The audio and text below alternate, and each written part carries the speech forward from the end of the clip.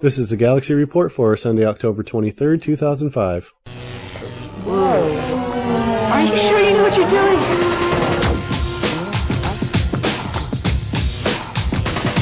Did I hear you right? Did I hear you saying that you're gonna make a copy of a game without paying? Come on, guys!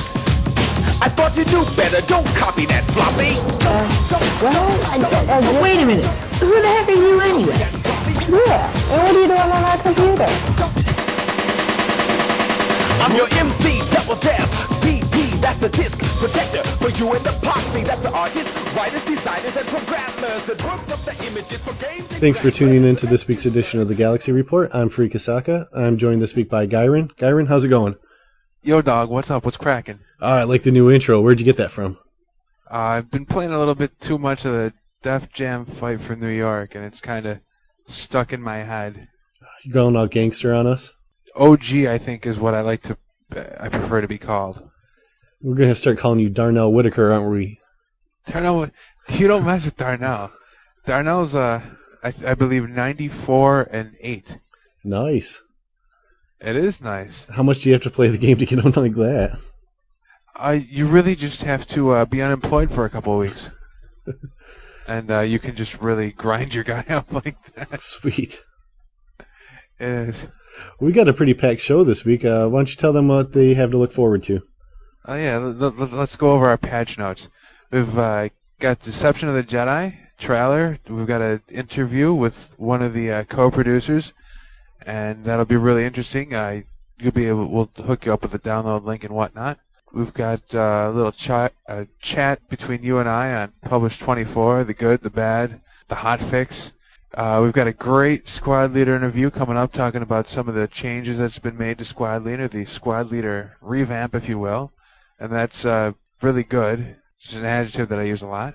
We've got Solin's Bug Report, which is a great report filled with bugs. And you're so deep in your explanation of these things. It's a box. It's a cardboard box. It's empty, but you can put stuff in it. We're going to be going over the House of Commons chat and from Stratix. And while you know how much we enjoy the Stratix House of Commons chat, not so much the Stratix people, but the SOE people, because they can't really give a yes or no answer. They have to be vague. Vague, I said. We've got Penty's Trials of Obi-Wan beta review. Really good call-in interview. Thanks a lot, Penny, for calling in, which you could do whenever. And the Friday feature, which will be the Friday feature. And the review of the Friday feature, as reviewed by Farik and I. Well, thank you very much for explaining that to everybody. Talking like they're a bunch of retards. Thank you very much for spoon-feeding the cripple. I think I was just pointing out your retardedness, but just want to let everyone know that we're trying a new a VoIP service this week. We're using the Gizmo project. A lot of people complained about Skype last week that kept cutting in and out, and you were getting all robotic on everybody. So we're going to try this out, see how this works, and hopefully you guys can give us some feedback on what you thought of it, if it sounds a lot better or not, or if it doesn't matter. Why don't we go ahead and start off with the Deception of the Jedi interview with Hacky. You were going to say Decepticon, weren't you? I was not going to say Decepticon. I couldn't think of the name. It left my head for a second. But why don't we go ahead and play that for everybody right now? Okay, joining us right now is Hacky. Hacky is one of the producers of the fan film Deception of the Jedi, Episode 1, Tide of Oppression. Hacky, thanks for joining us tonight. It's a pleasure to be here. Okay, so for everyone who hasn't seen the trailer or know what's going on, why don't you describe to us what is Deception of the Jedi? Well, simply it's the original Star Wars films, Episode 1, 2, and 3, but rewritten as a sort of propaganda series. The Emperor has come to power and sort of, in effect, decided to rewrite history, the result being that these films are what the Empire would want the citizens of the Empire to believe that what really happened. The Jedi being the bad guys, the Sith being the good guys. What goes into creating something this large? Mainly, it's planning. Really, I mean, there can be a lot of planning even involved in the short machinima films, 5-10 minutes or so. I think the final edit's about 1 hour, 15 minutes for this one. Just getting it done, getting the actors, getting the costumes, getting the sets, it's a mammoth undertaking. the final result, I guess, just sort of happens itself. It's just, simply making things happen is the fundamental problem, I suppose. I know how hard it is just to get a group together to go out grinding on Dant. I couldn't imagine trying to get the people together to create something this large. It was a problem. I mean, I started quite late in the project, about 3 months in, I think, somewhere around there. Back then it was quite hard, and it became much more difficult when the CU came about, because people just left for various reasons, not necessarily for it, but around that time we fell into real problems, and at one point we didn't think it would ever make it to a final edit. How long has this been in development? I'm not really sure. I've sort of heard stories. I think it was several months. It initially originated, I think, as a play to be acted out in the game, which I think did fairly well. But Decro was given took the opportunity to turn it into a proper film. What kind of snafus do you run into creating something like this? Sorry? What kind of issues do you run into creating something like this? Well, like you brought up a bit earlier, the actors, just getting a small group together sometimes was an absolute nightmare. I could spend a week trying to get names together, but ultimately it comes down to, do they come online or not? They're not being paid. They're not going to get fired if they don't. Well, I suppose they would if they do it all the time, but there is a lot of problem getting a lot of people, so for the big crowd shots, to one area. Initially, at the end, we did actually have to fake a few shots, adding extra ships into space combat scenes and stuff, which was a bit of a disappointment, but the end justifies the means. Did George Lucas help you with any special effects, or? We did. I will say, actually, we did get support. I think PEX actually it has been supporting in sets and costumes. So SOE have been doing something to help us. Oh, so they've been kind of like helping you along the ways. Yeah. Okay. I'm not sure how to too much of an extent, because it wasn't really in my area. I really spent most of my time canvassing for actors and actresses. Cold calling, that made me feel awful, and I really think people hated me towards the end of it. What's the largest shot that you were responsible for? The longest shot, probably.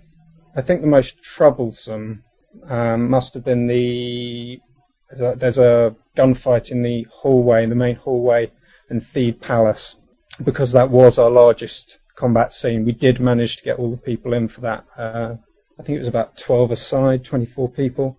We had to reshoot that a few times. But effects-wise, the space battle was probably one of the toughest, because it required so much alteration, adding of ships, removing of effects. How many different people would you have recording a certain scene, say like the 12-on-12 battle in the Thede Palace? Would you have like 4 or 5 different people recording what was going on at the same time? Oh, sorry, what do you mean? Like cameramen. For the space battles, I think actually for one of them, everyone was recording what was going on, so we could do combat in cockpit shots. But all the ground stuff, it was just Decro as the director filming. That way, you ensure you get the right angle. He knows what he wants. Really? Yeah. Because we may change that. We may change that just to give us more footage to work with. Wow, because I've seen, I think it's a second edition of it. It was about 58 minutes long. I've watched most of it, but wow, one person doing the ground shots, that's really impressive. That's pretty impressive. Yeah. It is. A lot of the time, I will confess, canvassing for the actors and actresses, saying, can you help out? Yeah, okay, it's at this time. How long is it going to be? Well, about an hour and a half, and it ends up being 4 hours. They can really drag, simply because there's just so much to do for each shot. You have to organise. You have to get those 24 people to all do exactly what they have to. Any mistakes, you have to reset. Yeah, it takes a very, very long time. Oh, it's a labour of love. It is. I had some heart problems towards the end. I got heart palpitations, actually. I was stressing so much about it. Oh. But that's how I am with films. I can't really say no. I can't ever quit. And you guys have just about wrapped up the filming on this, or all the editing on it this week, haven't you? Yeah, no, it's done. It's been FTP'd. SWG Vault, I think, are hosting it. Okay. They'll be hosting all three, I think, exclusively. But I don't know the link or exactly the details about that. Okay. We'd have to link that to the website or whatever. Gyron, what are your thoughts on this? Well, I want to know what you thought of the actual episode 1, 2, and 3 movies that Lucas. That's yeah, I'm not surprised you said that actually. I think much like episode 1, initially I really didn't like, but much like with Troy and King Arthur, I ended up liking it much more when I saw episode 2. Episode 3, I don't really care how bad it may or may not have been. It had Jedi being killed en masse and lots of Star Destroyers and TIE Fighters, so I was much happy. And the Emperor, as he really is. So those sort of things just kept me happy. I'm blindly Imperial. If there's Star Destroyers, I'm happy. It doesn't matter what's going on. Yeah, I was happy to see that shot of Tarkin at the end. And then Really? I find out, yeah, that was like that was my only high point of that movie for me. I thought that was a bit of a cheap shot, actually, just cramming it all in at the last minute. Well, and then I find out, I'm like, wow, this guy's great. He looks just like Peter Cushing. And then I find out they superimposed his face from one of his old Hammer vampire films over. Oh. But yeah, you got to do it. Yeah. You may not want to. I didn't want to do alterations with Deception of the Jedi, but to get it done, you got to fake stuff sometimes. Well, how did you deal with different animations between post-CU and pre-CU and shots like that? One blessing, actually, when we're on the subject of those things changing, was I think it was when I don't actually own Jump to Lightspeed, so I can't say for sure. But at some point, little blue boxes were drawn around all the ships. Yeah. Of course, this is a problem that when we filmed, everything had blue boxes and it just looked awful. I then embarked on removing those digitally. I got about halfway through it. It was boring, and then thankfully I think they released some patch and they got rid of them, which was a bit of a godsend. But with the CU, yeah, it changed everything. New effects, new moves, armor. Certain actors couldn't use certain armor or weapons. We just ended up reshooting a lot of it. And towards the end, actually, the initial plan was to use the Jedi would just use swords, and we'd put in fake saber effects. That was eventually scrapped, and we used actual Jedi actors for the fight. So they all had to be reshot. About how much do you know offhand, roughly how much you had to scrap just because of that? Because this is a pretty impressive volume of what you have right now, and I can only imagine what you had to cut out to get to where you are now. I'm not really sure. The months just sort of blend into each other, and it's all a blur. It really was. I was focusing very much week by week, just trying to get each shot done. We usually had a shoot sort of the Friday and the Saturday every week, and it really was just grind. Friday, Saturday shoot. Right, what are we doing next? And let's just forget about what happened and just look to the next weekend. So I'm not really sure. Lots. That's a lot. That's good. Yeah. That sums it up. I think with anything with this kind of sized film, usually if anything has to change, a lot has to change. So now that episode 1's complete, what do you look forward to with episode 2? Improvements. We've learnt a lot of things with the errors that we've made with episode 1. We're going to hopefully get a lot more publicity now, with help with your show. We may even get a link on the load up screen for the game. Cool. Hopefully we'll get a lot more positive. We've had some very energetic help and responses from people who've helped out, especially in emergencies. We've called them up and said, we really need an actor. Can you come now? And they have, and that's been great. But it would be fantastic to have people really actively coming in hordes, hundreds of people. I want to be in it. We can be more selective then. Less desperate for people. Who could somebody contact if they're interested in being in episode 2?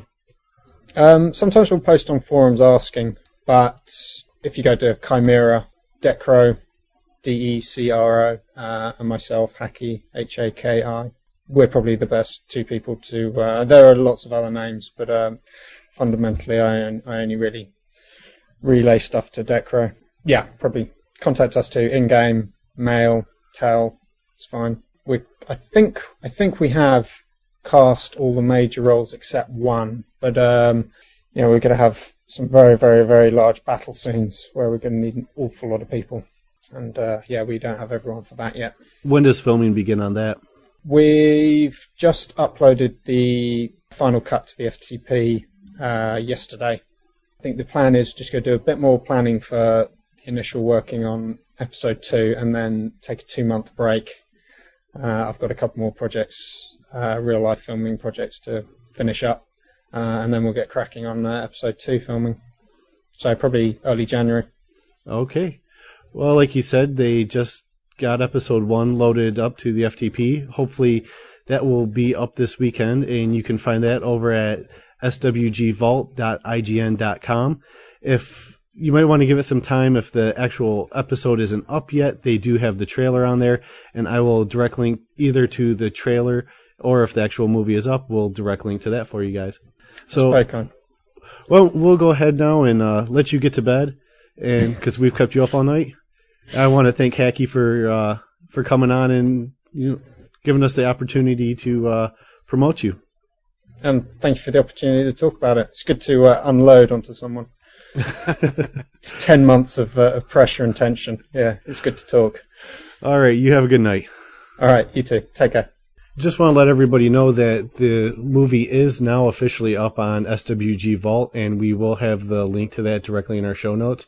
But if you can't wait, you can head over to swgvault.ign.com, and I'm sure if you just search for Deception of the Jedi or Tides of Oppression, you will be able to find the link that they have going to it. I look forward to seeing the whole thing. I haven't seen it yet. Have you, Gyron? No, I've only seen what we've had access to right now, but I think the whole thing is going to be great.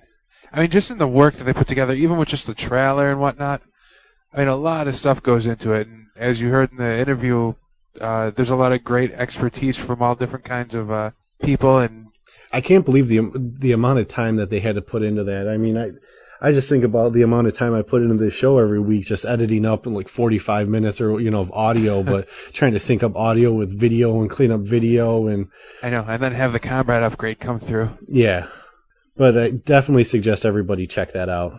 Right now, let's go over Publish 24. There were some good things and some bad things about Publish 24. As with all patches, this one had a little bit less of the bad and a little more of the good, so. Well, it threw That's some crazy stuff at us.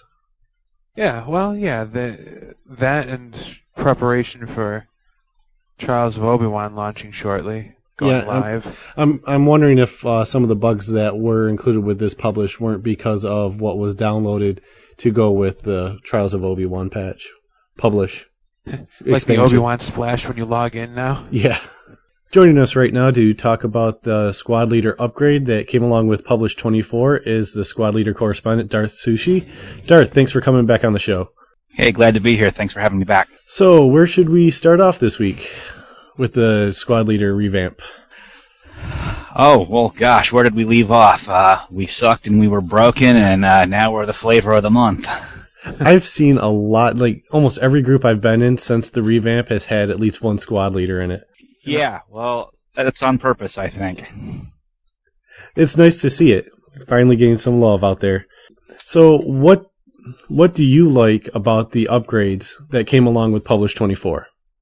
Well, the thing that is that the revamp satisfied my main and only requirement, and maybe I was setting the bar too low, but my goal was that a group led by a squad leader has a significant tactical advantage over a group led by a novice chef, and we got that, and we got it in spades.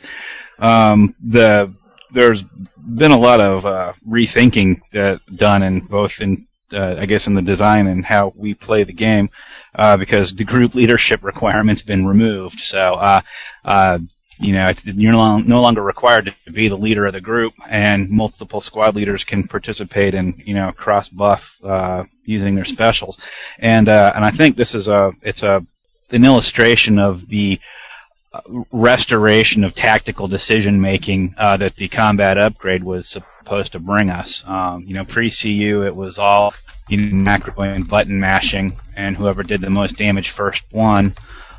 One of the goals of the combat upgrade was to make combat, take longer and introduce some decision making.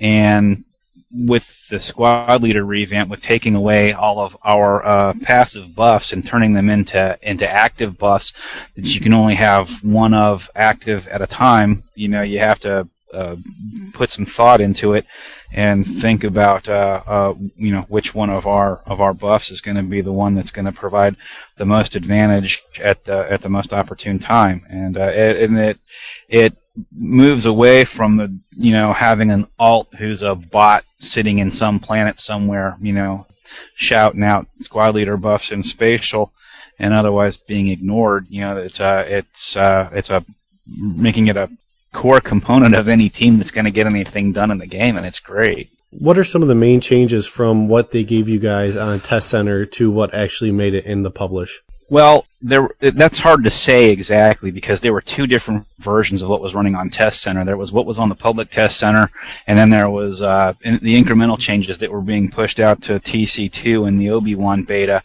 And then once the Obi-Wan beta closed up, they put that on what we had there on Test Center, and most of that I think has pretty much made the translation. There were some changes made in the last couple of days in the update that we got last Sunday that screwed some stuff up. Almost all of our icons got reset to the default icon with the sliding stick man, which made it difficult when it was released. It made it difficult to tell which buff you actually had active because they all had the same icon.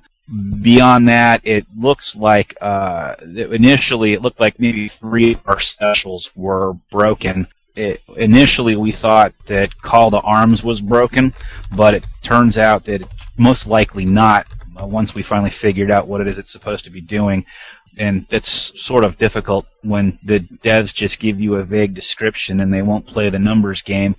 We have to leave it to all the statisticians and math whizzes in the community to figure out what's actually going on. But Call to Arms is supposed to increase your armor, and, well, if you press Call to Arms, nothing was happening, and we could verify that nothing was happening by checking the combat logs, except for it turns out that the reason it wasn't working is because everyone doing the testing was already wearing pretty decent armor, and the Call to Arms bonus only gives you plus 1,000 to your armor rating, which at the lower levels can be an increase of about 10%, but at the higher levels it tapers off according to some, diminishing returns algorithm. So that was initially we thought Call to Arms was bugged, but it turns out it's not. Second Chance and Retreat don't seem to be doing much of anything for us, but it's also entirely possible that we're just not using them right, and we haven't been given any guidance on that yet. But besides that, everything looks like everything that they tested, we wound up getting in one form or another. Nice. Yeah. Gyron, have you gone squad leader yet?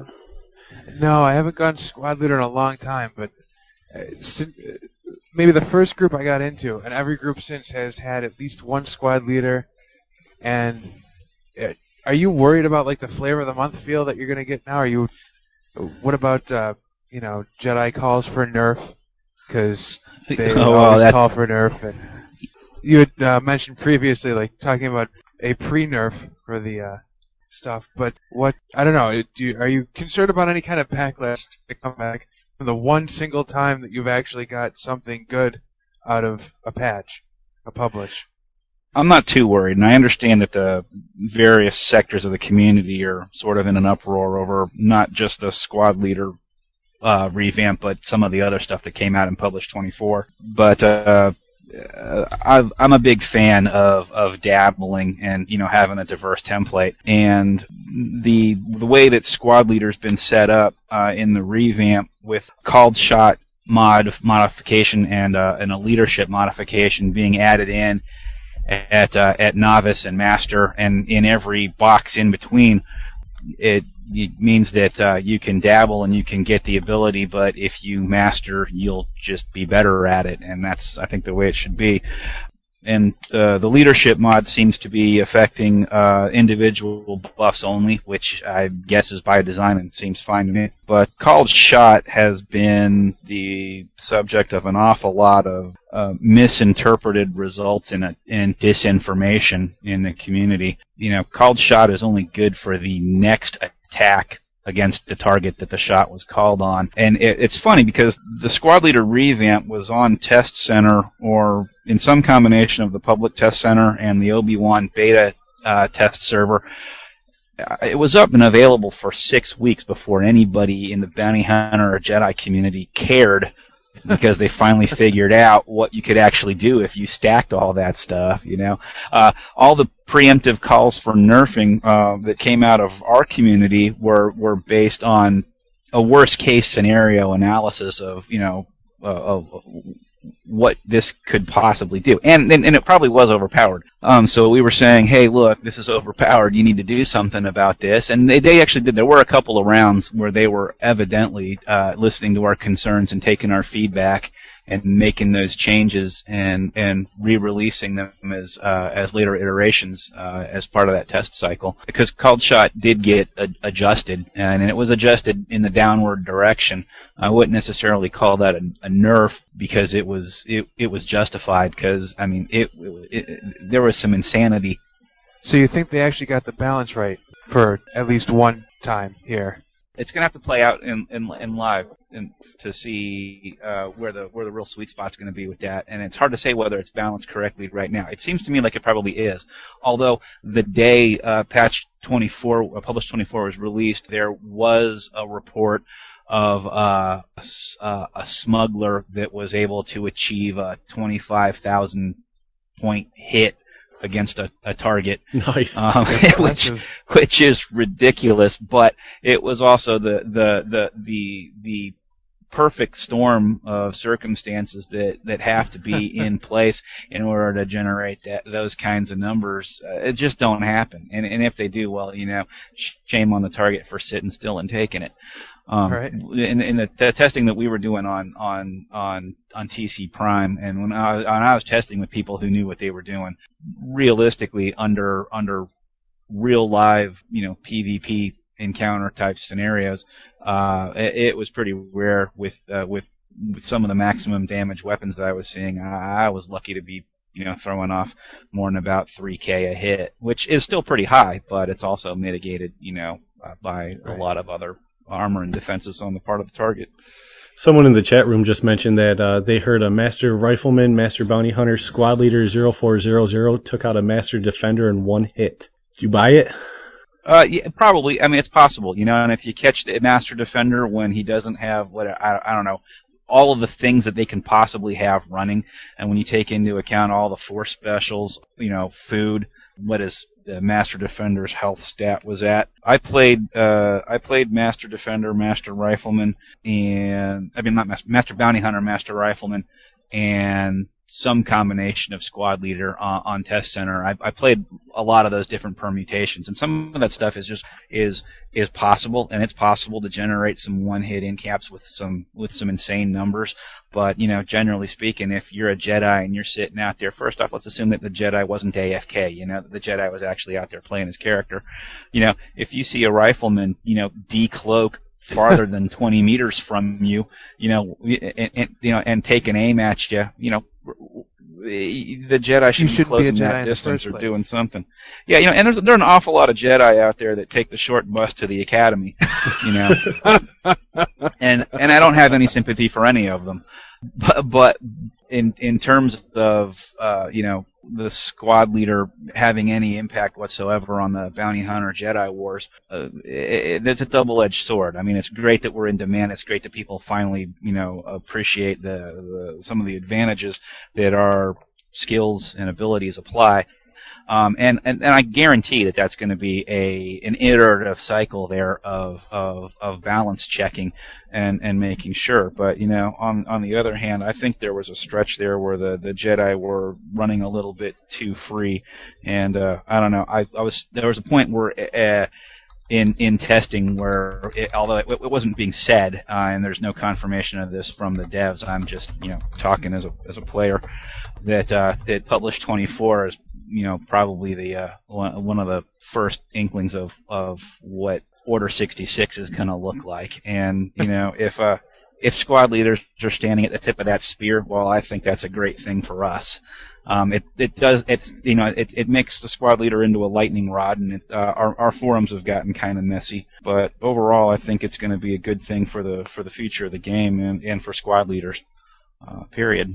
I was just going to say it's good to hear somebody saying good stuff finally about a patch. That's what I'm most happy about as well. Oh yeah. There's been So I think the Commandos are pretty happy with this one too. Yeah, they actually have specials now. Yeah. That's definitely a good start. Yeah, the squad leader revamp sort of went into testing and came into play before the devs got religion about communication again. So then it's like hey, you're getting a squad leader revamp, and I was like, oh gee, thanks for the warning, and then the next day when they started with the in concept, in development, in testing cycle, and here's what we're going to be doing with rangers and smugglers and all this other stuff. So I'm kind of hoping that as we move forward with future development, we're going to have a little bit more, if not input, at least a little bit more information as to what it is that they're actually doing with us. They really did seem to kind of take some of your suggestions and work with you once it was put on Test Center, right? Yeah, although you couldn't tell. They were listening, but they weren't listening actively. I mean, they weren't giving us any feedback. They were just reading what we were writing and then acting on it kind of silently in terms of what was going on in the public forums. So, and one of the things was I guess the leadership mod wasn't introduced until the second round when it was put out on test server, and that was, I believe, a direct result of a lot of community discussion. So they follow and they read, and I have to believe that maybe even sometimes the devs are actually posting in the forums, just not with their red name accounts. So because if one of the red names drops into the public forum, it's like piranhas on fresh steak. And so it's a two-edged sword with the communication thing going on there. But it is obvious from the results that they were listening, not only listening in the immediate sense of our concerns and issues about what we were getting, but also it's obvious that they've been listening, even if we couldn't tell, over the last 2 years with all of our compiled bug lists and issues lists and wish lists. Almost every single issue we've had with the profession has been resolved or touched on in one way or another with the revamp, and it's great to see that. It's great to see those results. Someone from our forums was wondering if you could clarify what exactly is the leadership mod that is spread through the boxes. Yeah, well, I don't know what the exact numbers are, but you get a certain amount at novice and an additional amount at master, and then there's another smaller amount spread out through every single box. And I don't really remember what they actually add up to. I think it's at master it's 125 for a non-human and 135 for a human, and that's because since launch humans have had a +10 leadership mod in their as part of the racial benefits for being a human, except for that there was no leadership skill in the game. So the +10 leader mod really didn't do anything. And so somebody came up with the idea of, well, why don't we make this leadership mod actually mean something and have, leadership mean, mean something to squad leaders. And so that's what they've done. And what that does is it makes it so that a master squad leader can get 125 leadership points. But a dabbler who only takes one line, like from what I understand, 0004 is going to be the line to have, because that's the one that's got the defensive buffs that everyone's looking at for that's already settled in is going to be the one to watch for dabbling. But if you're a dabbler, you only get like maybe a +35 to leadership. So what leadership actually does is leadership affects the value of the effectiveness of the individual group the individual buffs that a squad leader can apply, and that's a buff that a squad leader can apply to one specific individual. and so a master will do that better than will a 1 or 2 line dabbler. And it's the same thing. That same paradigm is employed with called shot, in that called shot's a skill that you get at novice, and then you get called shot bonuses in every other skill box up to master, where you get more. So the 1 or 2 line dabbler will have a 30 to 60 point called shot bonus, whereas at master I think it's also up there around 125. And I don't remember the exact numbers. When we were initially testing a master squad leader with 125, a non-human master with 125 called shot bonus, that yielded a 257% damage output increase on a called shot to a single target. We said that's a little high, and evidently the devs agreed, and they ratcheted that back, so it's about somewhere between 110% and 150% increase on a single shot. What do you think of the individual buffs remaining on a player after they've left the group? Do you think that's a good thing? Yeah, I don't have a problem with it, because they only last for 10 minutes. So I mean, how much damage can you do? That's not a heck of a lot in 10 minutes. And there's only four individual buffs. There's high yield, which increases your damage output. There's toughen, which increases your armor rating. Or it's either armor rating or defensive, I forget, but it's a defensive ability. And then there are the 2 for aggro management. One will increase your aggro, and one will decrease the amount of aggro you pull. So, I mean, the aggro management ones I don't think are going to be an effect at all. But I don't see what the potential for imbalance or abuse there is if you leave the squad leaders group and you have a damage output increase or a defensive increase that only lasts for 10 minutes. It's hard to see how that's going to be a factor.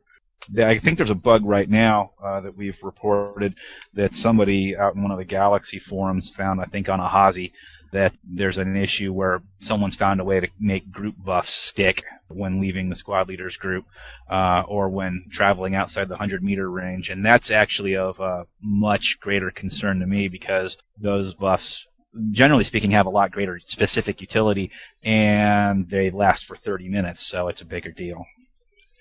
So how satisfied are you that squad leader is now the profession it should be? Well, it's a lot better than it was, that's for sure. If it's not everything that it could be, and it might not necessarily be everything that we've been asking for over the last 2 years, but I got to say it's pretty good. I mean, there's a lot that we've discussed that wasn't touched on. I mean, there was a lot of talk about fortifications. There was a lot of talk about squad leaders being able to call in airstrikes or an evac shuttle. There was some talk about stuff like that, and we haven't seen anything along those lines.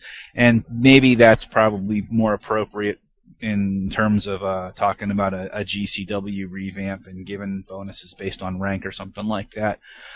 With the Ranger revamp, all of the Ranger bases are moving out of Ranger and back into Scout, and so there's a little bit of opportunity there because we have the squad leaders have survival as a prerequisite, and that's the line in Scout that all the camps are in. So that creates a little bit of an opportunity for us to have maybe some input in what they decide to do with the whole modular field base idea that's been floated between the Rangers and the squad leaders for the last year and a half or so. The only real thing that I'd say that we are still concerned about is the pistol experience requirement to grind. You'd like it to be more of an open requirement? Well, the ranged support 4 has been a concern for our melee contingent, but they seem pretty set on keeping our prerequisites as they are. It seems to me that with the weapon search that we get, it might make more sense to have us have squad leader based on. See, originally we had our own special kind of squad leader experience, and you got squad leader XP for leading a squad. The group leadership requirement's been removed, and I guess maybe they knew that they were going to do that back around in May when they released the combat upgrade, or April, whenever that was. So maybe they knew that this was on the horizon and just didn't tell us. But when they converted us to pistol XP. It sort of locked us into that one particular weapon. And I don't know what can be done about that to mollify the hand-to-hand fighters, but probably makes a little bit more sense given the weapon certs that we're awarded and the way people like to play the game with maximum flexibility to have it work sort of the way it does in Bounty Hunter, where there's one line each of pistols, carbines, and rifles, and one line of combat XP required. I think that would be a more ideal situation. And realistically, I think that's about the only thing that we asked for that we mentioned that wasn't addressed or that we didn't get that still sticks out as a problem. Oh, that's not bad then. If that's the only thing. If that's as bad as it is, that's pretty damn good. So what do you think is the next step for the squad leaders in terms of the development? Well, I guess then I sort of alluded to this earlier is first off, bug fixing, making sure that everything that we got is currently working the way it's supposed to. And then beyond bug fixing, balancing, making sure that even if it works as intended, that it's fair to everybody. And then moving beyond that, interoperability with other professions, things that we've talked about, like working with. Previously, it was discussion of working with the Rangers to make fortifications, working with some of the other crafting professions that could make stuff that we could actually consume on the battlefield. There's been talk about us working with commandos to, set up a two-man E-web cannon kind of thing. That would be kind of cool. And then basically figuring out now that we actually have a role in the game, defining what our role is going to be in the Galactic Civil War. Beyond that, I don't have any information on any specific development intent for anything beyond what we've already got. All right. Well, I'm glad they got this out for you guys. I'm glad it's working pretty well. You don't seem to have too many major bugs stopping you after the icon fix, that is. And when some of the other classes, and especially Jedi, start calling for a nerf, maybe we'll have you back on. That way you can kind of, throw them to the wayside. Tell them they don't know what they're talking about. I'll come back anytime. They want more anytime. cheese with their wine. All right, Darth. Thanks for coming on tonight. Hey, thanks for having me. Another profession that got a little bit of love this published was the Commando. What are your thoughts on the Commando changes? Commando changes were not all that hot as far as I'm concerned. I'm a long time ex-Commando, and I'd love to be Commando again if I could do anything more than get in-capped by a dunny. The weapons, Commando's got 5 new specials, the majority of them having those stupid zip bar timers where you have to be standing still in order to do it, with a 30-second cooldown, and in that time, you could just range shot them and do more damage than your special. Really? Some of them, yes. Grenades got beefed up, but the thing you got to remember with grenades, it's not like hitting like leg shot or torso shot. You don't get extra damage. You actually get what the damage of the grenade is. That is your damage. So that's not really the biggest whoop. I mean, it's nice to say Commandos got something other than nerfed, but it's not. And they got some increases to some of the effects of like grenades and heavy weapon states and the durations. They've increased some of the chances of those sticking around. Yeah, that's great, but it looks like hopefully this is just a beginning for Commandos. I hope this so. isn't like their big revamp. I mean, jumping a little ahead to the Friday feature, you've got a bounty hunter rifle that does more damage than the lava cannon. I mean, this thing, it looks like the BFG from Doom, kinda. It's called the lava cannon, and it's just. When I think of Commando, I think of more than that Arnold Schwarzenegger movie with Alyssa Milano. I think of like heavy weapons and stuff exploding. Yeah, she was young. She was like 12 or something. She was Arnold's daughter. That's when she looked like a boy, isn't it? You said you'd kill me last. I lied. A terrible movie. Awesome movie. Oh, the boss guy. The end guy looked like Freddie Mercury on steroids. That was awesome. That was a great impersonation of Alyssa Milano. Thank you. I appreciate that. The point being, Commando ain't nowhere near it used to be before it got nerfed. And is that English? It might be. Ain't nowhere near as it used to be? That's what you just said. Yeah, I mean, Yeah, I've seen people talk. I be seeing people talk like that on Judge Judy. So the point is, frickin' fix Commando. Give them some frickin'. They're the people that should be doing the damage. They can do more damage to structures now, which is great if you're taking out a turret. Well, that's some of the main things that they should be focusing on, taking out turrets. And they should be focusing on their role in the Galactic Civil War. They should be focusing on how can you make commandos feared again. Yeah, they should be able to take out like ATSTs. Well, like when ATSTs used to do something in the game. Yeah, well, pretty much my frickin' level 1 Koopa can take out a frickin' ATST at this point. I don't know.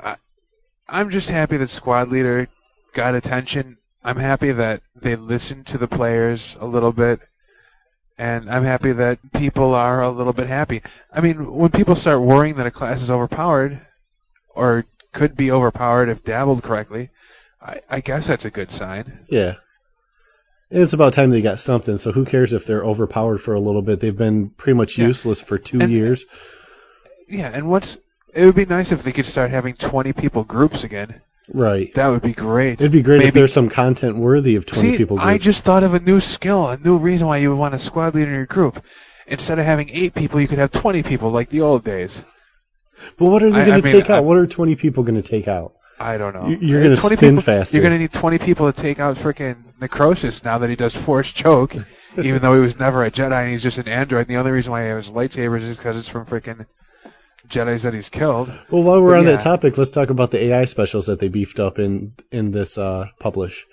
See, the thing is, it's a double-edged sword again. We used to have... Night Sisters used to Force Choke us and do all that fun stuff to us. But after the seat, maybe even before that, I don't even remember, it's been so long, that, they lost their specials, and now that they're back, but they're back insanely implemented. Yeah, the one thing I don't like, when I'm fighting, like, stormtroopers, or, like, rebel commandos... Why would you be fighting stormtroopers? I'm just talking in general. But, like, any human... I can understand them having like different attacks that do different things, but when I'm fighting pickets, and a picket will make me bleed, a picket will blind me, and they're like throwing all these like special state effects. Yeah, they're putting snares on you. Yeah, it doesn't make sense. They should limit it. It's okay. More humanoid creatures that you're fighting can do different things, and maybe like animals, they may have like one special attack. Like what were those snakes on Endor? I remember those crystal snakes. Yeah, the first time we went there, and they kept poisoning us or something. Yeah. That's when I decided to become a doctor. That'll save us. I mean, that's the stuff they should do. Creatures should have limited special powers. Yeah. They shouldn't be like chain linking. I shouldn't have like 6 different boxes on me because I'm fighting a ball on Dantooine. A ball of bowls. But it's a start, but fix it. I mean, it's as stupid as seeing a Jawa carrying a wooden axe bigger than him, or an IG-88 droid holding a frickin' sword sideways. At least... Why would you have IG-88 droids as trainers? Didn't they go nuts and kill everyone anyway? That's what I thought. I don't know. I'm gonna start popping some meds, man, because I'm gonna need it. You getting angry? Nope. I'm counting to 10 and breathing slowly. Oh, you're gonna disappoint everybody. No, I'm saving it up. They put bottling it up. They put in the movement buff and snares, stacking in combat, which I actually think this is a good thing. The way it's looking, it doesn't make sense that you could like chain link routes and keep something in one place for an entire fight. So that's probably a good thing. And the way they break it down with the changing of the speeds, that seems to make sense. So as long as this is implemented properly, I don't really have a problem with it. I was in a group on Dantooine earlier today, and I saw stuff getting, rooted, and everything seemed to be working fine on that. What are your experiences or thoughts on this? I haven't really had a chance to mess around with it in live. I know in PvP is a whole different story, though, than when you're fighting balls with bowls. If, I don't know. I have to play around with it more before I can... Because with the introduction of Rancor 8 and everything, it just... My concern lies mostly with PvP. more than PvE. Right. And I've been leveling up so I can screw around and see what I can do. Well, So- with the way this is sounding, a bounty hunter won't be able to sit there and hit a Jedi and keep him in one spot while he kills him. It seems But like also the thing is, the way those mods affect, like an enhancer's, like if you get hit and you have Force Run 2 on, that will turn it off and lower your speed by 50. I don't know. Yes. I have to screw on. that's Yes. that's what says it will do. And then when that See. wears off, your force run will come back in full. See, so I still got to screw around with it before I can say anything Good approach. positive or negative. Well, it's true. I mean, a lot of things in theory seem great, like loot dropping for smugglers, but then when it goes live, Well, I never liked that idea for smugglers with the slicing if components they placed dropping. it with the right things, Well, no, I mean, if it doesn't make any sense. I can understand one or two pieces dropping off of high-end creatures that can give you like super slices, but like regular everyday stuff, they should have stuck with molecular clamps and laser knives. well, can't you force slice though? You can force slice, but only up to a point. Then you need to start getting that loot stuff. And I think for regular loots or Well, regular it's good slices, that it's good that bounty hunters are really easy, can actually grab their finely crafted tool sets and whatnot off of their bounty mark, so they can sell them to you. Since everyone is a bounty hunter / something else now. I mean, don't you see how they want to break this down into bounty hunter versus Jedi wars? Well, yeah. I mean, everybody knows what's going on there. Screw the entertainers. This is bounty hunter versus Jedi. No, I think that's what entertainers' the next inspiration expansion- buff effects will now be visible as they're applied instead of after you stop listening. Yeah, and it is. What a treat! Hooray for entertainers! They finally got that big fix they were looking for. The one thing I've noticed, that I think I've seen this a couple times, where I'll watch an entertainer the entire time that we're trying to find a group on Dantooine. You'll get like the 19-minute. Yeah. But then there's other times where I'll get an hour and a half out of it. Yeah, I know. I think that has to do with a line of sight issue. But I'll have the little plus 10 minutes popping over my head the entire time. Yeah, I know, but this is an SOE game, and I think it has to do with a line of sight issue. You don't know what you're talking about. I know exactly what I'm talking about. I know it says plus 10, plus 10, plus 10, and I know you're watching them, but then now do you choose stop watching, or do you just drive away? I drive away. See, I think I don't know. Someday I'm going to be a developer, and when you buy my pen and paper game that I've developed, it'll be awesome. It comes with a coin for flipping, some dice. Let's see what else the Jedis, they fixed the force regeneration. Should be working with enhancement items. Shipwright. I don't wear my robes anymore, so I don't even know about that. They just look tacky, and they say, "Hey, look at me, I'm a Jedi. Why don't you freaking screw with me? Why don't you drive through my grinding group while I'm wearing this?" A couple of quest fix they have in there. A couple of things with like the hero Tatooine. How's Jabba's Palace doing? I think we'll be getting into that with Solon's little bug report coming up soon. Good for you, Solon. But basically, this looks like I don't know. I'm not going to go over every little bit, but it was a decent publish.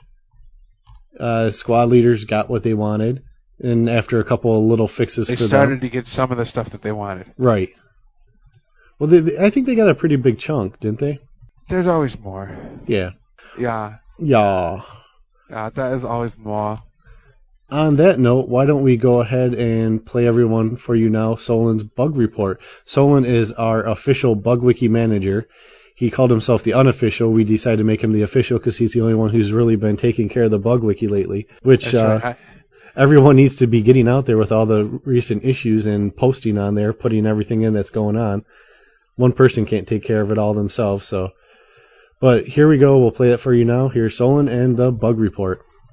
Hello everybody, this is Solon bringing you a special bug report due to the Publish 24 bug issue. Publish 24 caused many bug issues on Tatooine, some of which were with the spawns and others with quests.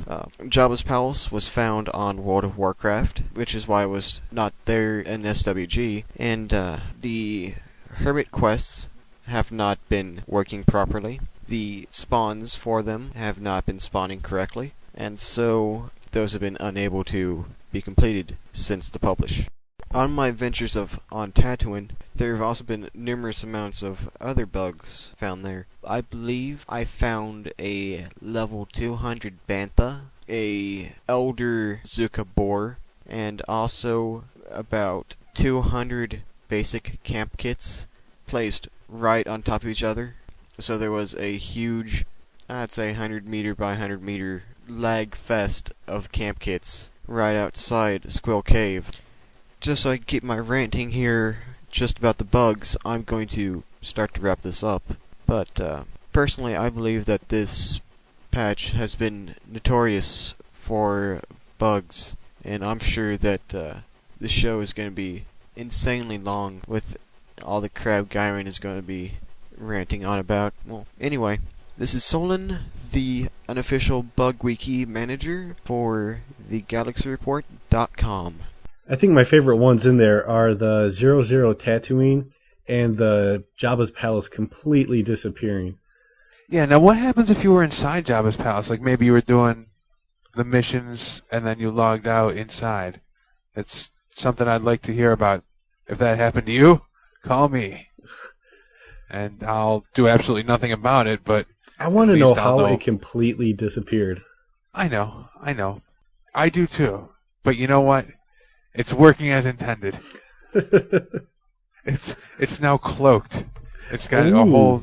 Maybe Jabba. They were testing some of those. The new Ranger. They're like Jabba was a Ranger or hired a Ranger, and they're testing some of the new moves. Right. Yeah, you didn't buy that one, did you? No, I did. I bought it twice. You got that picture of 00 Tatooine, right? Yeah.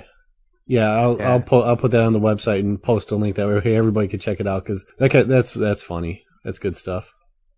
That is good stuff. Why don't we move on now to the House of Commons chats? House of Commons chat. Do. Here it comes. It's the House of Commons chat. Will crafters get screwed? Yes or no? Well, basically, crafters will still be able to craft, though they will be immediately incapped. Well, I have to admit they did. It was more informative than the last one, the one from August. They actually. The one from August. You know what I like? There's also a thread in there. Let me find it real quick. You keep talking and I'll keep looking. Well, I was just going to say it seemed like this time they actually, because it's been in beta, stuff has already gotten out there. So because there's a lot of stuff they could talk about. I think the one in August was just basically they could have saved everybody a lot of time. Where in a lot of reading, if they would have just been like, so I heard there's a new expansion. What's it called? The Trials of Obi-Wan will be coming out the end of October. Get it now. Get it now. You'll be able to visit Mustafar, which I still can't find where it said. The majority of players wanted Mustafar. I still can't find where that was posted. Oh, we all know it's just a tie-in. What are you talking about? Tie-in for what? You're insane. They wouldn't do anything like that, not to their fans. Fans? Grant McDonald, producer, letter to the community. And this was, let me find the date for this. You get the date for that? Did I? It was posted August 30th. And, for the past few months, organic expansion. Each week as we get closer to the expansion release, I plan to provide even more details to you about the cool and exciting content we are adding with the Trials of Obi-Wan. I'm sure that you will enjoy this. This is August 30th. Well, they've been giving some stuff in the Friday features lately. Shh. This is his second post. Let me tell you what that was. That was September 20th. So that was exactly a month after his first post. And now, what are we now? We're October 23rd. So maybe it's just that SOE's time-space continuum is messed up if a month equals a week to them.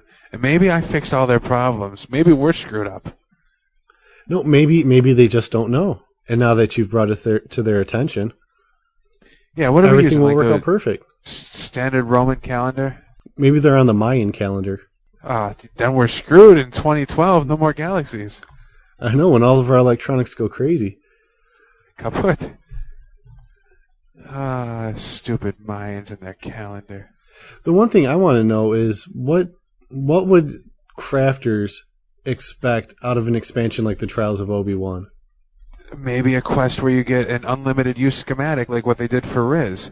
Maybe some kind of cool faction armor quest like where you get the Imperial prototype PSG 5-use schematic, but you actually have to go and you have to like craft something above certain outputs.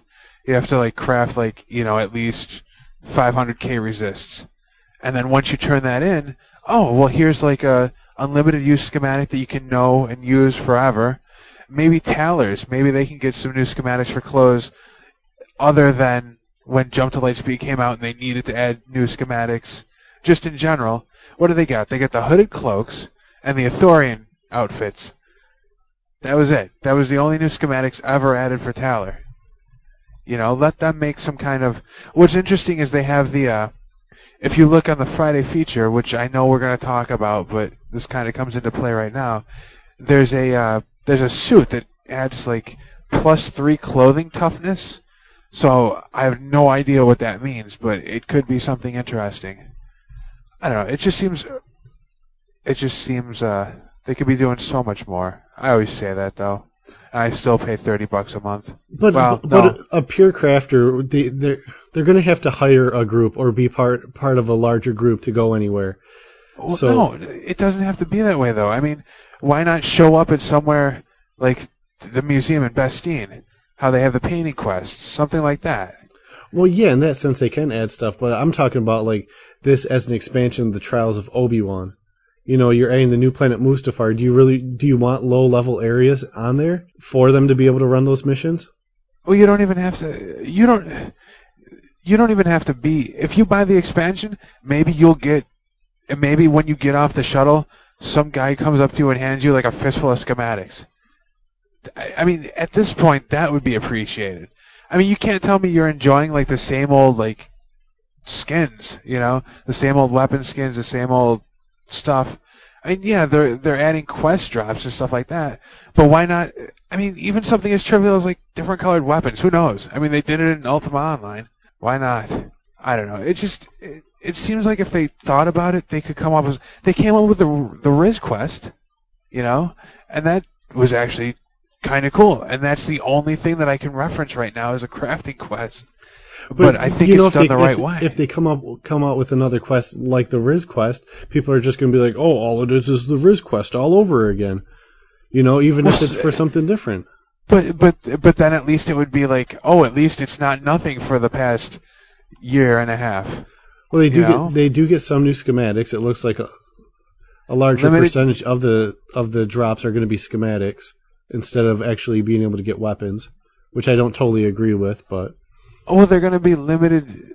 At least they did change it from the no trade to actual just BioLink stuff now, so that's a start. But I'm talking, actual schematics that forever, not these limited use one-shot deals.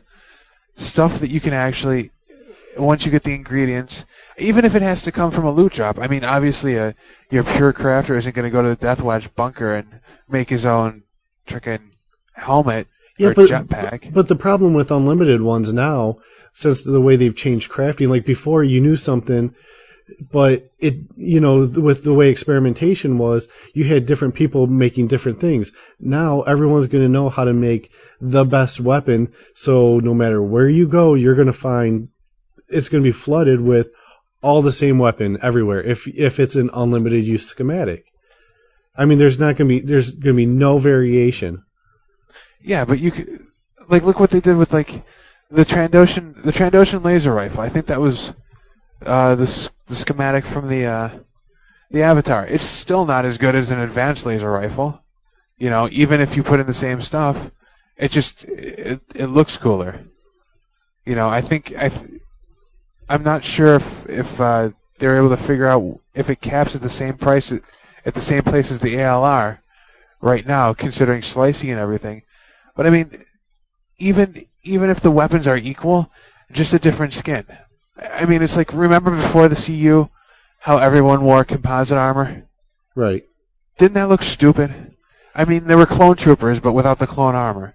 And now, at least you can have whatever style of armor you want that you're able to equip, and it doesn't have to be like, oh, well, that's just some lame-ass Tantel. I mean, that can be some high-quality stuff.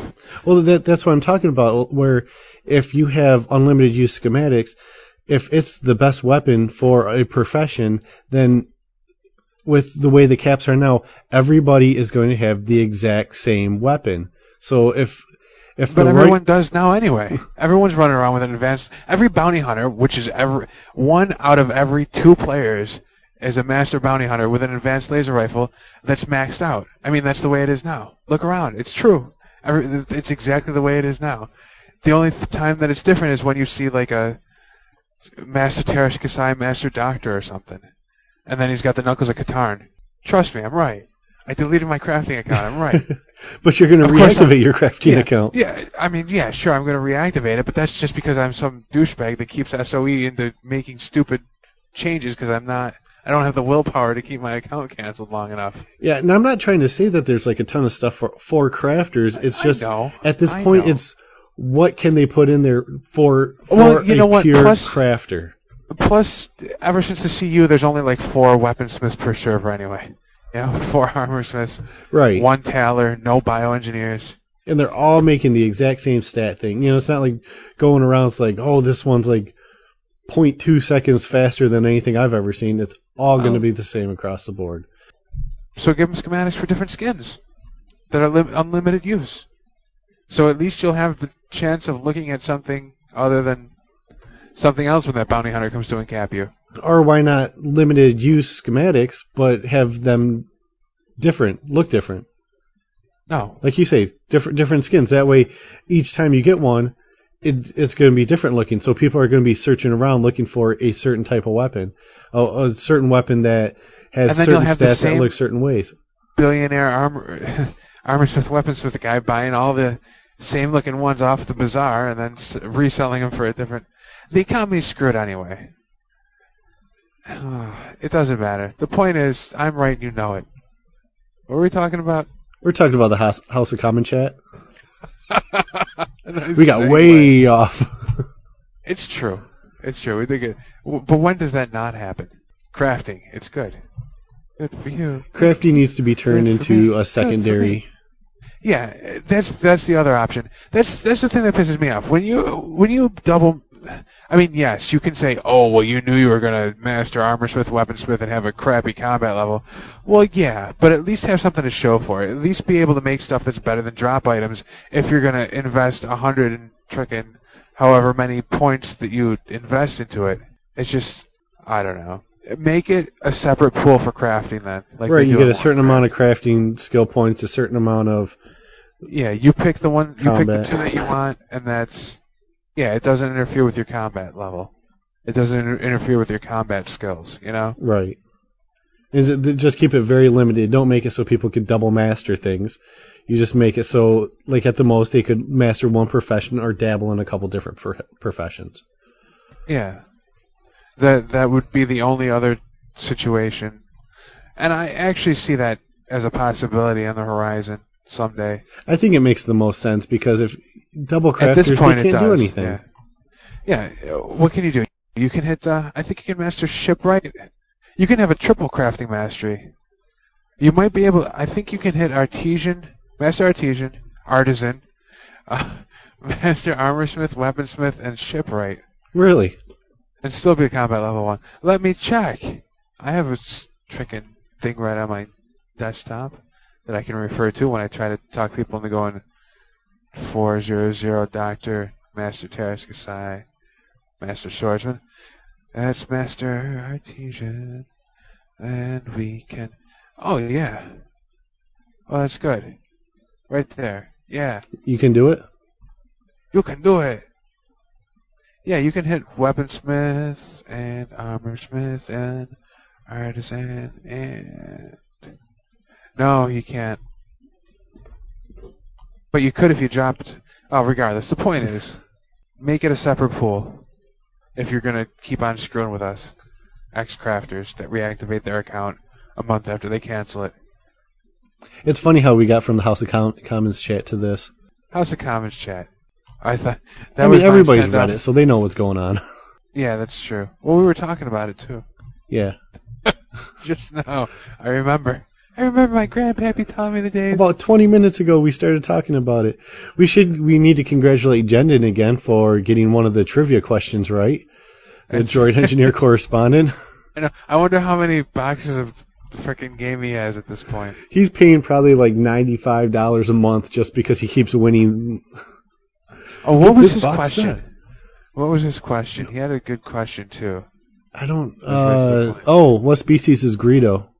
No, not the question of His question for the developers. his question to the Because of all the droids on Mustafar, are droid engineers going to get new schematics? Which, of course, they said no. Which is stupid. I mean, if you're gonna keep on freaking tying it up, if you're gonna say, the HK droid from Knights of the Old Republic was there creating his own droid army, you would think that there would be some content for droid engineers, other than the stupid thing that they get in the Friday feature. Yeah, give them something. Yeah, you get a droid engineering ring. Ooh. And where does that go on the machine that engineers the droids? I mean, wasn't the droid army built by machines anyway? Or is this the guy that built the machines that build the machines? I don't know. Who cares? Stupid people and their dumb things. Deep breath and count to 10. That's what my therapist tells me. Right now, we're going to move on to, since I think we pretty much covered the House of Commons chat, we will move on to Penny's Trials of Obi-Wan beta review. Penny is he is our official Galaxy Report squad leader correspondent, but he took the time to review Trials of Obi-Wan for us, so we'll play that for you now. Hi, this is Penty from the UK. Just thought I'd jump in and give you some information on the Trials of Obi-Wan, at least what I've found from beta, and a few of my thoughts. Well, despite what they've said, if you're a CL1 double crafter or similar, you're screwed. Pretty much everything is going to aggro you. There's zero content unless you want to run around in the main building by the shuttle port when you get there. So, you're screwed. However, if you're a CL80 double combat master, oh boy, you're in for some fun. Start with, the place looks absolutely amazing. It really gives a good Star Wars feel. Pretty much like how Tatooine felt the first time you step outside Mos Eisley 2+ years ago. Just really atmospheric, I think is the word. Felt good. As to what's there, lava, lots of. But be warned, it will hurt. However, there's a couple of ways around this. There are safe paths across many of the main bits. There is also the infamous lava flea. It looks terrible. Really terrible. But fear not, there is also the lava skiff, which, if I recall correctly, is actually a lootable item. I can't remember whether it was quest related or not, but it will save you getting damaged when you go across lava. So it's another way to get around. It is not the reward skiff, by the way. Completely different. Looks the same, actually different. The reward skiff will not protect you against lava. So some of the main things that have been sort of bandied around in the advertising and stuff. You can meet the blue glowy of Obi-Wan. Yeah, you can. It's about 9 or 10 quests before he spawns, and then he gives you a load of other stuff. And guess what? You're not going to be able to do it unless you're a good combat character.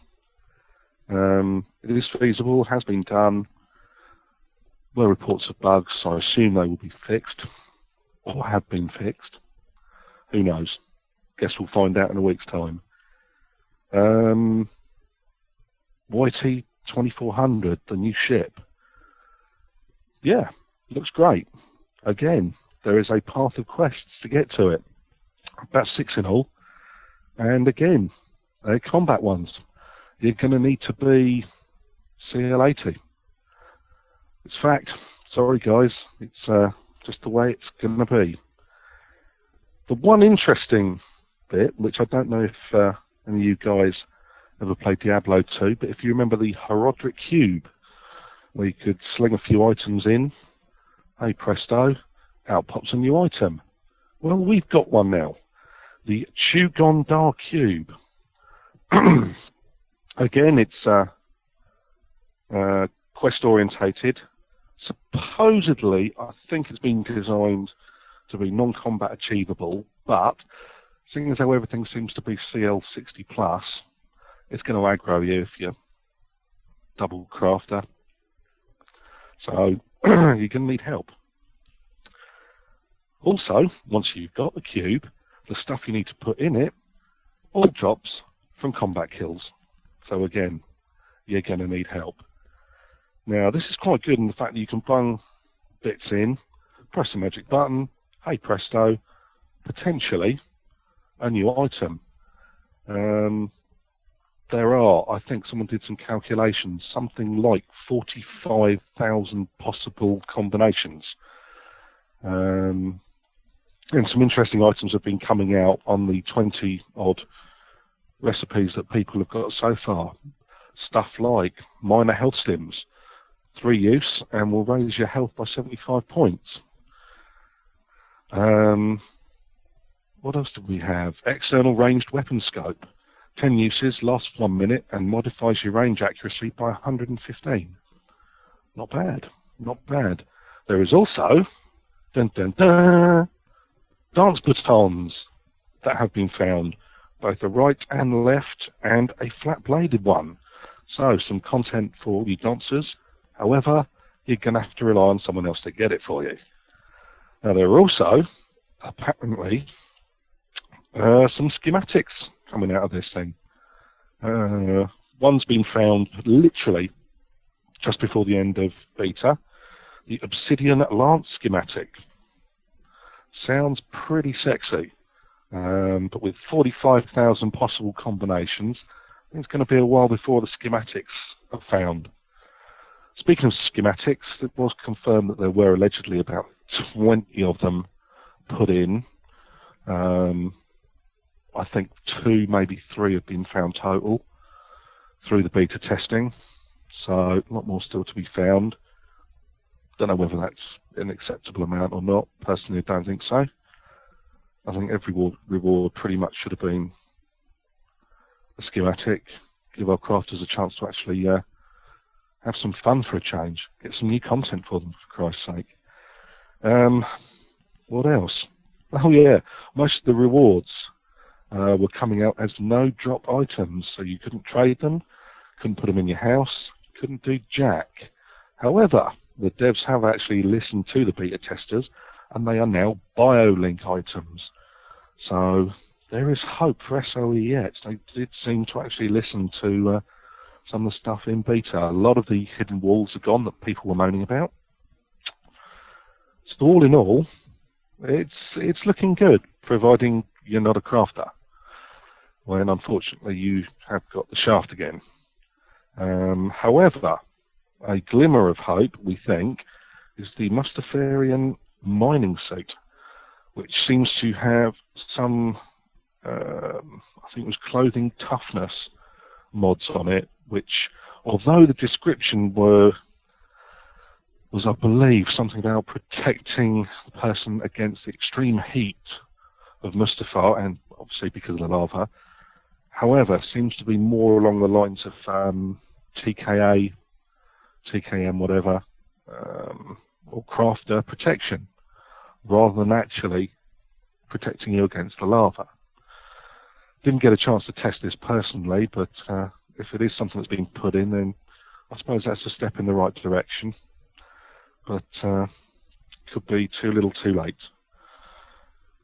Anyway, overall, I'm reasonably impressed, but 2 of my characters are CL80 double combat masters, of course including infamous Galaxy Report's official squad leader. I do have a crafter. I'm not bothering with the expansion for him. Sorry, Sony. You just ain't got it yet. Things may change. We've still got a week left. We'll see what happens when it goes live. I may well buy a third copy of it. Anyway, that's about all for me. Any questions you can get answered by me through the forums. Hope this was of some help, and hope you can understand my horrible English accent. Not my fault, Governor, just the way I was dragged up. Cheers, guys. Take it easy. Bye. From his account, I do believe that we are really going to enjoy this expansion. There's going to be a lot for us to do. The one problem I do have with the Trials of Obi-Wan is the price. $29.95 for a digital download is ungodly they got to expensive. make their money somehow. With all the crafters that are canceling their accounts. It just makes no sense why they're charging that much for the expansion. They're not why? Giving us that much. Because we're going to buy it. Yeah. We're going to buy it. I am part of the problem. I am Spartacus. It's my fault. It's my fault that this is a crappy game because I keep on shelling out the money for it. But I really think the expansion's going to be good. There's going to be a lot for us to do. The expansion sounds awesome. Yeah, it'll be great. And I mean, if they would just freaking listen. I mean, I really hope we're seeing a whole new revelation over there. Now that the deadlines are gone from LucasArts, that hopefully the developers will start to listen to the community and make this game what it used to be and what it should be, as opposed to what the twisted mind of somebody thinks it should be. Well, I heard that the LucasArts SOE contract is up in 2006. I don't exactly know when, but 2006. That's next year. Right. It'll be. Well, I don't know if it's going to be January or if it's going to be November. I'm just screwing with you. Ass. I am an ass. But it'll be interesting to see how it plays out. What LucasArts will do, what SOE will try to do to keep it. I think the numbers are going to be there for SOE to keep it. I mean, people pay for it, people buy it. People are going to buy the expansion. Kick it off to Blizzard. That would be nice. Or what was that? NC or those Soft? chaps. Yeah, they did Knights of the Old Republic 1, right? No, that was BioWare. Kick it off to BioWare, and then give it to Blizzard. Just have it bounce all over the place. Because face it, I mean, it's Knights of the Old Republic Online right now anyway. Right. Which maybe it wouldn't be bad if they moved the time frame. That way people, that way they weren't so tied down, relying so much on Lucas. It's a little too late and for that, Arts. though. I mean, I've got so many Death Star Hollows. They could be like, I don't know. In the future, there will be premonitions. A lumpy-looking hologram made of a space station. Yes. In the year 2000. Sorry. Why'd you have to go there? Why'd you have to go there? Because that's where the bus was going, and I had to get off. Well, since we both agreed that we're both going to enjoy the expansion for what it is, even though it's $30. You just want your lava flea. Yes, I want desperately. Like the lava flea. My question is, who's going to get this pre-order skiff? Is it going to be my main or my alt? Because honestly, I haven't touched Gyron in a while. Well, I guess it depends on who you would log on first with. I don't know. I'm gonna have to wait for someone to. It's just like House Packup. You want someone else to go first, just so they can let you know. I say it's just like House Packup. You want to wait for someone else to go first. Okay. That's the Pepsi talking, isn't it? Yeah. The Pepsi and the tired. Why don't we move on to the Friday feature? Good thing we chipped away at that through the show. I know. That was me chipping away. The Treasures of Mustafar. Looks like looks like a powdered blue composite helmet to me. When the expansion's coming out, the devs will do a great job with the Friday features, putting stuff out there. I know.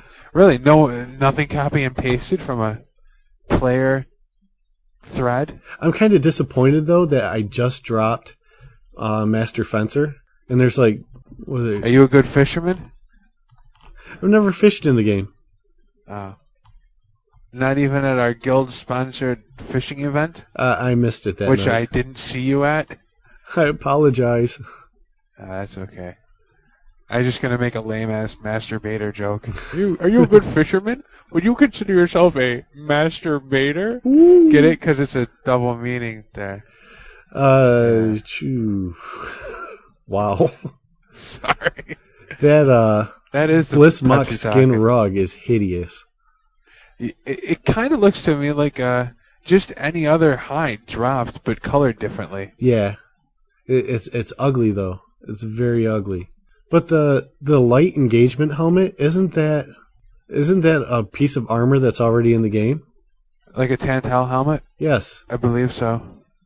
Yeah, along with the padded armor chest piece that's a lovely salmon It's pink. hideous. Maybe the resolution is just wrong on our computers and it's supposed to be like blood red. No, it's not you. Okay. I don't blame you, I blame the dirt. Look at the ornamental baton that used for dancing. Do you think dancers will actually be able to use it? With that oar? Yeah. Yeah, maybe if they're kayaking. Would they be able to use it? Yes. Would I want to see them using it? No.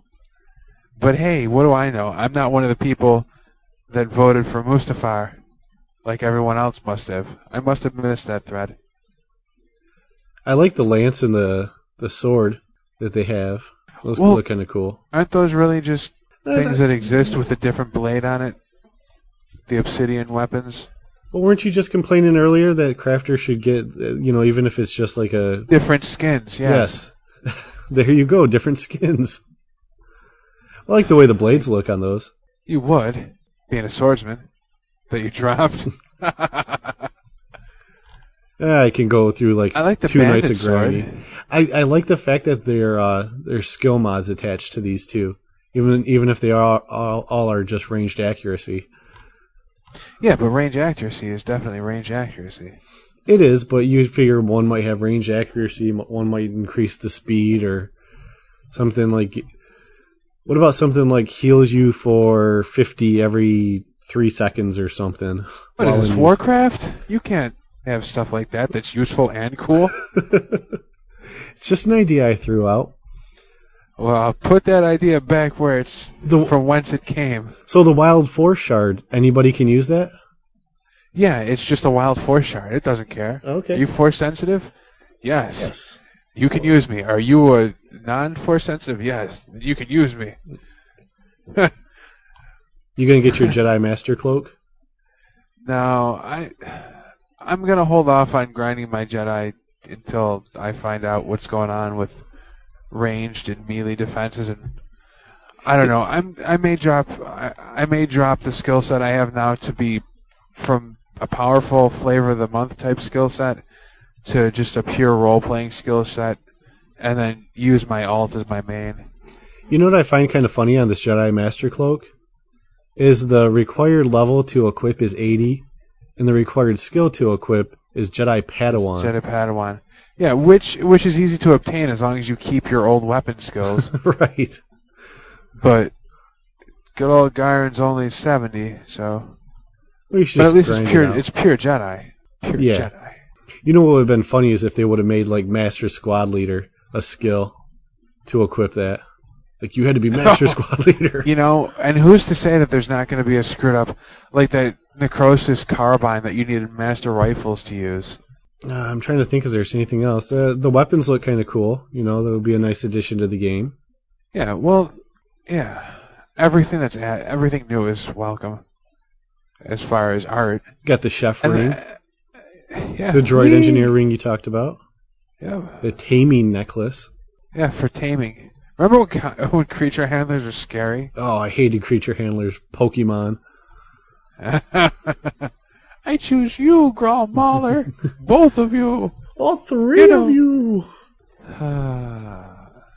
Yeah. I think that just about wraps it up for this week. With everything, we went over everything you promised in the beginning, didn't we? I hope so. I hope you edit that up so I don't sound like a... I'm leaving it as is. Sweet. I was hoping you'd do that. So this is the point of the show where we promote our website, correct?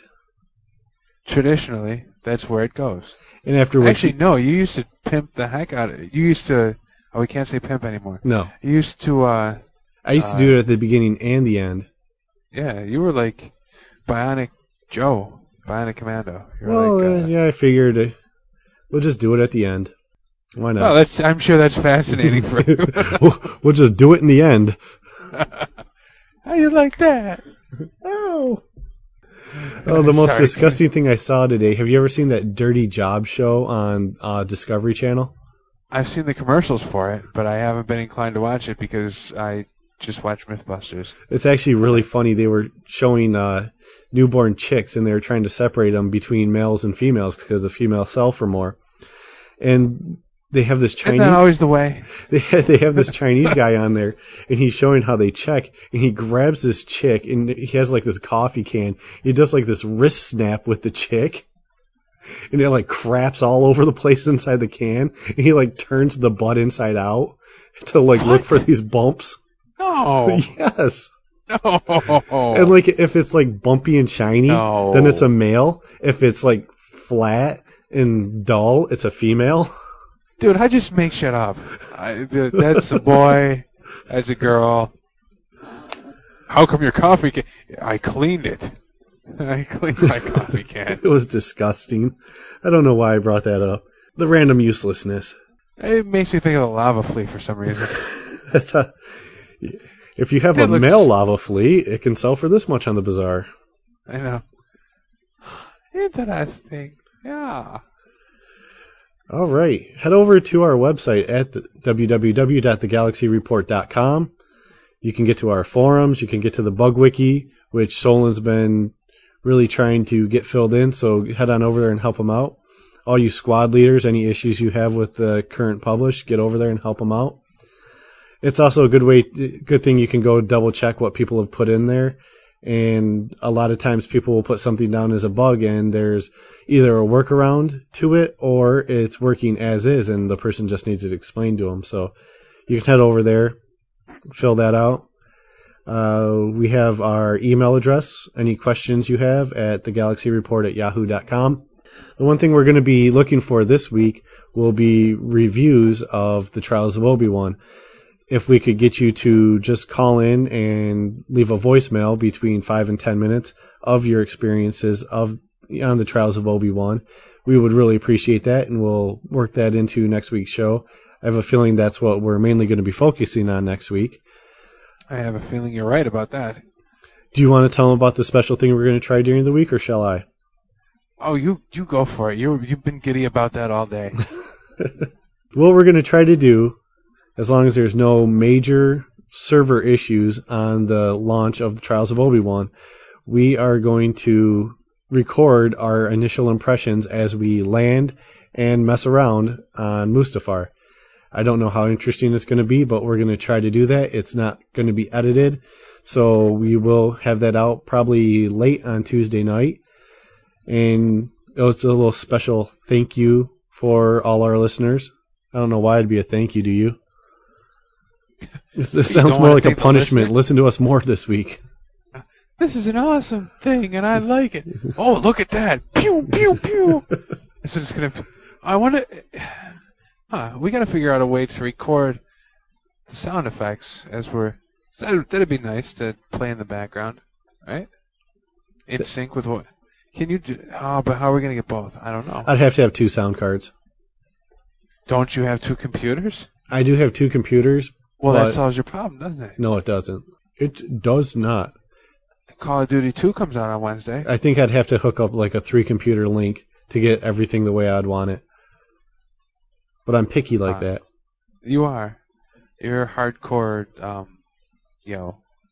But you can look for that Tuesday night. We are also, we have the donation buttons on our website. We have the $2 monthly charge, or if you want to go that route, or you could do the one-time donation of whatever amount you see fit. We also have the crisp ads on the sides. Click on those conservatively. We don't want anybody getting us booted off of crisp ads, but you can check those out. There's a lot of cool stuff that they post on there. I gave them the email address, didn't I?